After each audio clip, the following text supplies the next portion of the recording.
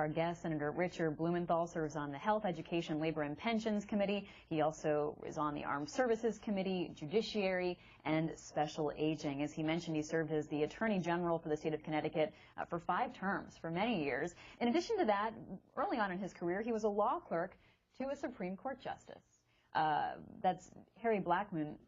Tell us your impressions, your takeaway, both from your legal history as well as your time at the Supreme Court, what you're looking at as we wait for them to decide the health care law.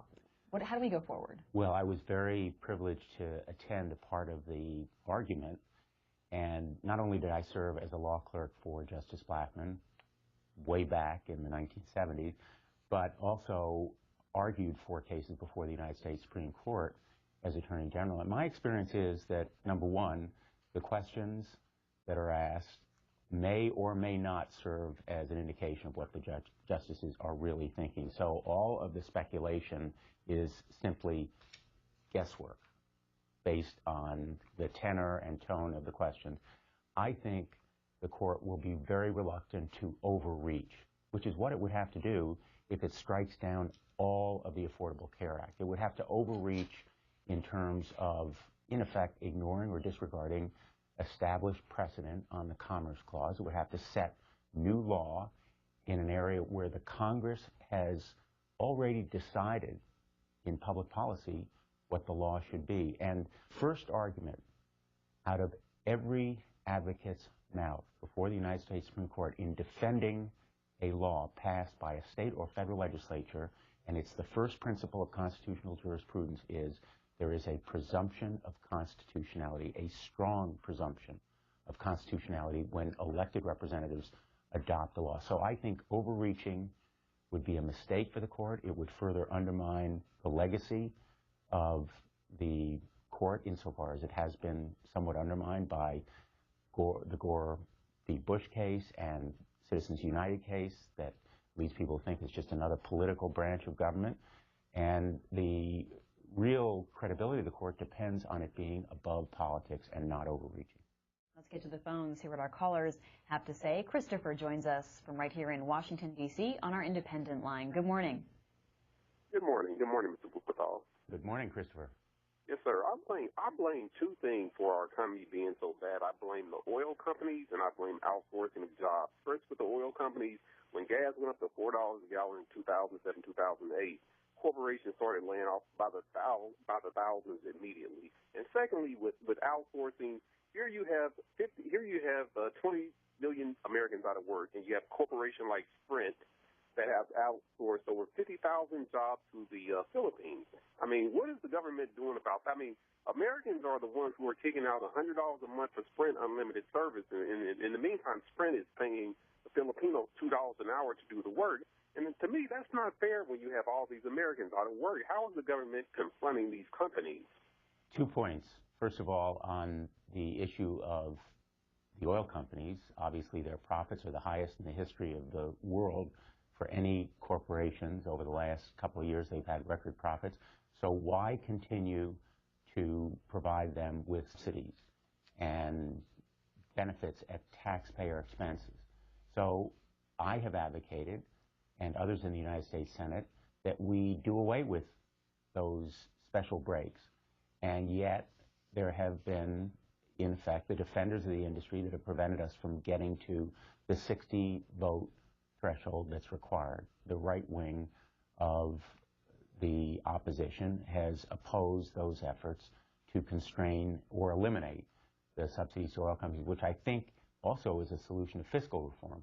Second, on outsourcing, we continue to have tax breaks and reward companies for sending jobs overseas. We ought to eliminate those tax breaks, and that ought to be part of a larger tax reform effort. Hillside, New Jersey. Lawrence joins us now on our Democrats line. Welcome. Yes, thank you. Thank you for taking the call.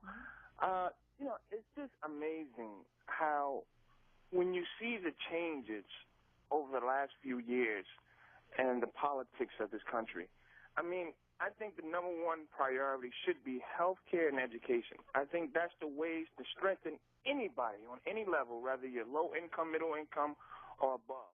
Thank you for the comment, and let's talk for just a brief moment about education, because I think it is so central to job creation and economic growth. As I go around the state of Connecticut, which has a very sophisticated manufacturing and service economy, what I'm hearing is there are jobs. Business people and manufacturers have openings, but they can't find people with the skills to fill those jobs. The challenge educationally is to provide opportunities for skill training.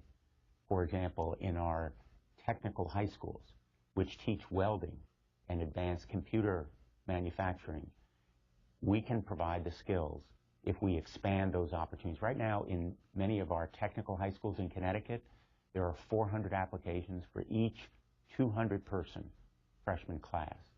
So young people want those skills. The same is true of our community colleges.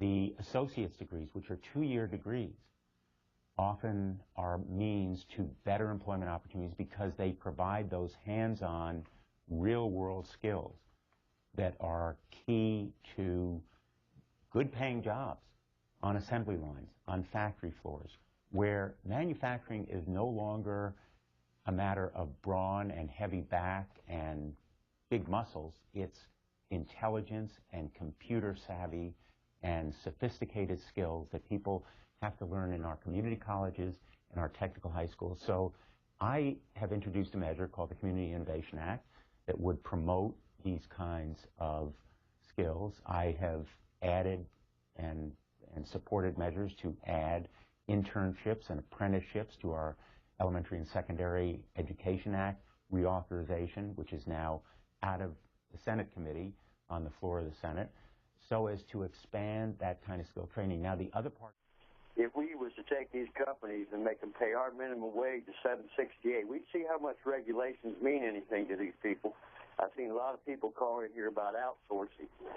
We have been, I don't even know what to say about it, but when you can pay somebody $1 an hour over there, to me, we have legalized slave labor in foreign countries. And you pay them $7.65 over there in China, and that would be great. I don't have no problem with people making money, but pay them the wage.